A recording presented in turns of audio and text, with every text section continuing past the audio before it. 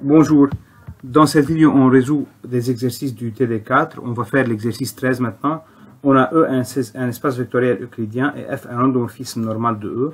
Donc un endomorphisme normal est un endomorphisme qui vérifie F étoile rond F égale F rond F étoile. Dans la première question, il faut montrer que quel que soit x appartenant à E, f de x égale 0 est équivalent à f étoile de x égale 0. En fait, ceci est équivalent à ker de f égale ker de f étoile. Donc il faut démontrer ceci. Pour faire la première inclusion, on prend x dans E tel que f de x égale 0, donc x appartient à ker de f, et puis on calcule la norme de f étoile de x. Or, la norme de f étoile de x au carré, ce n'est autre que le produit scalaire f étoile de x par f de étoile de x, et donc c'est égal à x f de f étoile de x, parce que c'est ça la définition de l'adjoint. Donc parce que f, c'est l'adjoint de f étoile, et en fait on sait que f étoile, ce n'est autre que f. Et donc c'est égal à x f rond f étoile de x, ici, mais comme f est normal, f rond f étoile égale f étoile rond f, donc on remplace f rond f étoile par f étoile rond f de x, et donc ça sera égal à 0 parce qu'on sait que f de x égale 0. Donc f étoile de f de x, c'est f étoile de 0, donc c'est égal à 0. Du coup, x appartient à ker de f étoile. Maintenant, pour la deuxième inclusion, on fait exactement la même démonstration, mais dans l'autre sens. Pour la deuxième question, il faut démontrer que pour tout alpha réel, f moins alpha e est normal. Donc il faut démontrer que f moins alpha e rond f moins alpha e étoile égale f moins alpha e étoile rond f moins alpha e. Donc il faut démontrer que f moins alpha e commute. C'est facile à faire parce que f moins alpha e rond f moins alpha e étoile, c'est f moins alpha e rond f étoile moins alpha e. Parce qu'en fait, l'adjoint de f moins alpha e, c'est f étoile moins alpha e. Et donc, ces étoiles, on développe, donc c'est f rond f étoile moins alpha f étoile plus alpha 2 e.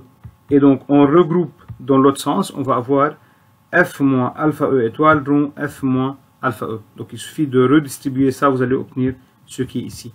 Et donc, on a le résultat que f moins alpha e est normal. Pour la troisième question, il faut démontrer que toute valeur propre de f est une valeur propre de son adjoint, ce qui signifie également que toute valeur propre de f étoile est une valeur propre de f. Et ce n'est pas difficile non plus, parce que si on prend lambda une valeur propre de f, donc il existe x tel que f de x égale lambda x, x c'est le vecteur propre, et donc f moins lambda e de x est égal à 0. Et donc d'après la deuxième question, f moins lambda e est normal, donc f moins lambda e de x égale à 0 est équivalent à f moins lambda e étoile de x égale 0. Donc en fait, g est normal, donc si on a g de x égale à 0, alors g étoile de x égale 0 d'après la deuxième question, ou bien la première question, pardon. Et donc f étoile moins lambda e de x égale 0, et donc lambda est aussi une valeur propre de f étoile associée au vecteur propre x, le même vecteur propre associé à lambda.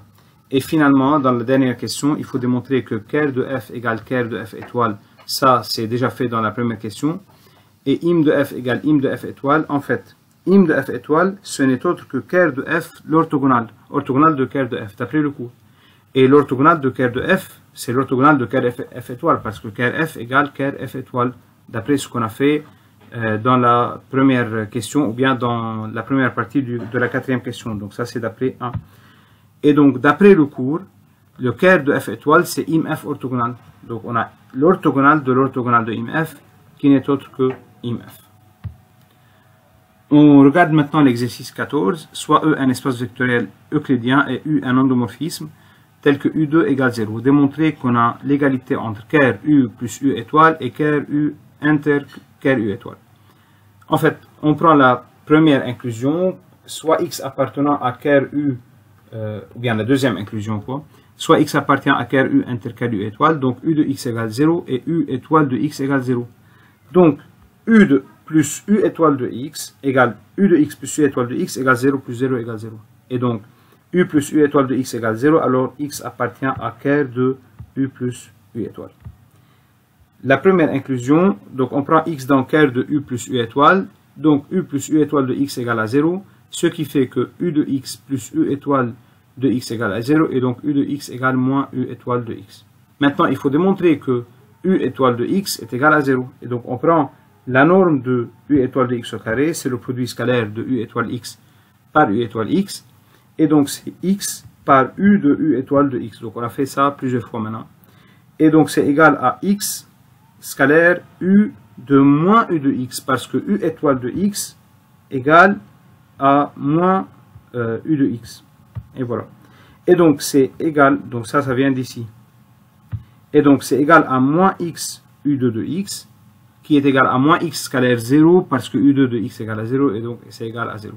Alors, u étoile de x égale 0, ce qui fait que u de x égale à 0, et donc x appartient à quart de u inter quart de u étoile.